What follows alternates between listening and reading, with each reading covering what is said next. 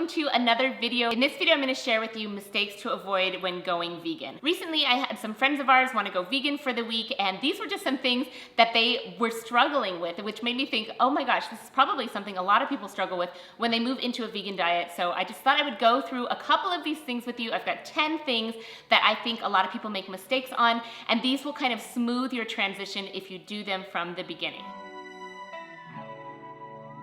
My first tip is assuming that just because it's a vegan product, it means that it's healthy. This is not the case. A lot of things can be vegan, but still contain a lot of ingredients that aren't really good for your health. So you want to make sure that you're really looking at labels to make sure that you're getting the healthiest options possible, whether it be food products that you're eating or products that you've chosen to put on your body inside and out, makeup products, beauty products, things like that. My second point, and I believe this is really one of the most fundamental, important things that you need to think about, is figuring out your why for going vegan. Oftentimes I see people who want to go vegan, but they've never really thought about why they want to go vegan, and so it's really easy to fall to the wayside after a certain point because you just don't know why you're doing it. So when it comes to making a really positive, lasting change in your life, you need to identify your why for doing it. So a good way to figure out your why is to ask yourself, I want to feel, or I want to have such and such, and this is why I'm doing this. So that, or because, whatever your reason is. Go through that little exercise, get your why written down, put that goal somewhere you can see it, and remind yourself when you feel like you're wavering. So an example of that would be, I want to eat better because I want to have more energy to spend more time with my family, and I know that by eating in this way, I'll have health and longevity to be able to spend more time with my family and reach the goals that I have in my life. Number 3 is worrying too much about getting enough protein. You're getting enough protein. Now, if you're eating a whole food, plant-based vegan diet, and you're getting a variety of your food from different sources of whole foods throughout the day or throughout the week, you're definitely going to be getting an adequate amount of protein. Now, I might have some naysayers out there, but unless you're a competitive bodybuilder and you're just a regular person working out, feeling healthy, trying to eat a good balanced diet, you will get enough protein. Get that variety of whole plant foods in your diet and you will be good to go. Number 4 is eating too few of calories. Now, you might have come from a background of restricting your calories because that's the only way that you can lose weight or something like that. But when you're eating a vegan diet full of whole plant foods, you actually need to eat more than you are accustomed to when you're eating a standard American diet. Because most of the foods that you're gonna be eating, like vegetables and fruits and whole grains and starchy vegetables and beans and legumes,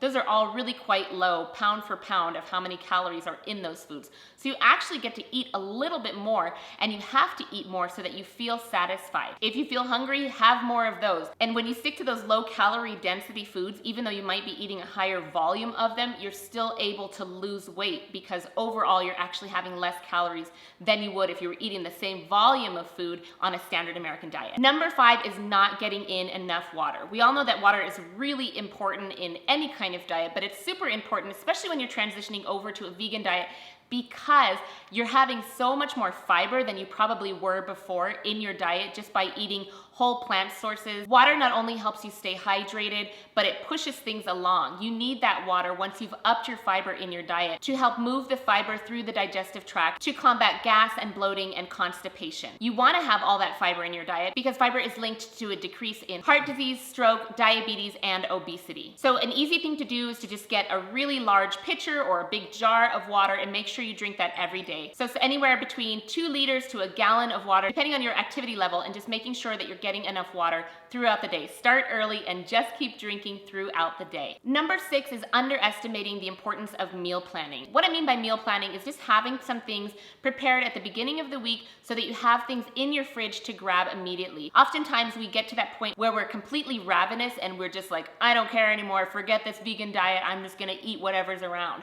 And meal planning will help you never get to that point. Also, meal planning will help by just having food around. If you're hungry for more rice or more beans, have more. It's not gonna do anything bad to you. You're gonna get more fuel, you're gonna feel full, and it's not gonna derail you from whatever progress you've made or whatever goals you're trying to set by eating a vegan diet. It helps you maintain and stay on top of your results rather than just waiting and seeing what happens if you don't have things prepared in your fridge. Number 7 is not eating enough whole foods. Now, I've touched on this throughout this whole video, but it's really important that if you wanna eat healthfully on a vegan diet, that you have things every single day like beans and legumes, vegetables, leafy leafy greens, non-starchy vegetables, whole grains, nuts, seeds. All of these things are whole plant foods that will fill you up, give you the nutrients that you need, and you want to stay away from having a copious amount of oil. If you're not ready to go oil-free yet, limit the amount of oil you have, because oil is nothing but empty calories for you. You want to stay away from processed vegan foods, processed sugars, and processed flours. Sticking to those whole foods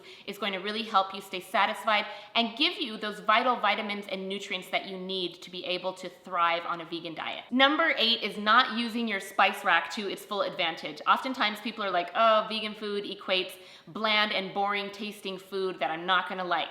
Open up your spice drawer and get to work. If you have a little bit of turmeric every day, it's extremely anti-inflammatory. You can sprinkle that in curries. You can work with things like coriander and thyme, allspice, cinnamon, cloves. There's so many ways to spice up your food so it's not bland or boring to you. So make sure you utilize all those spices. Spices are great to just give some variety and taste to your food, but they're also really good for you. And probably you have a lot of spices in your spice drawer that you're not using anyway. So find some recipes that you can experiment with that make different tastes come alive for you, and your food will be exciting and not boring. My next tip is thinking that you have to go cold turkey right off the bat. It's simply just not true. Transition at your own pace. Ultimately, you know yourself better than anybody else. If cold turkey and overnight is the way that you want to do it and you know that you'll succeed, do that. But if not, start with your breakfast. Make that completely vegan. Have a smoothie, have some oatmeal. Breakfast is a really, really easy meal to transition over to vegan.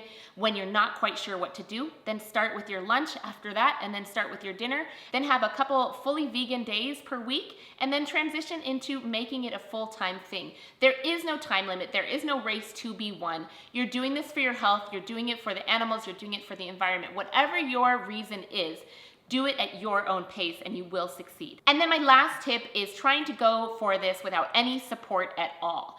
If you have support of family and friends, it makes it so much easier. But I also know it's not always possible for the people around you to be favorable of your changes in diet. Sometimes it can be really difficult and you might feel ridiculed or judged harshly, but you know why you're doing it. There's so many communities online, forums, even the YouTube community in general. There's tons of recipes out there. I have tons of recipes that you can use to just get yourself going. There's a lot of support, especially online nowadays. And if you're looking for some personal guidance and coaching, I offer that as well. So please feel free to reach out if that's something that sounds interesting to you. And if not, just search online. There's a large vegan community online with lots of tips and tricks and recipes to get you going. So those are my mistakes to avoid when going vegan. If you have any additional tips that you feel like I missed, let me know down in the comments below, because I think it'll be helpful to anybody transitioning over to a vegan diet to be able to see some other people's pitfalls and practical advice. So let me know which one of those points really hit home for you. I'm always curious. I feel like these are pretty general, but something we all go through when we're transitioning to a vegan diet and we want to just be successful. If you enjoyed this video, please give it a thumbs up and make sure you subscribe so you know when I have new videos coming out. If you enjoyed this topic, let me know, and if there's something that you want to see me make a video on, do let me know down in the comments below. I appreciate you guys. Thank you so much for watching, and I'll see you in my next one. Bye!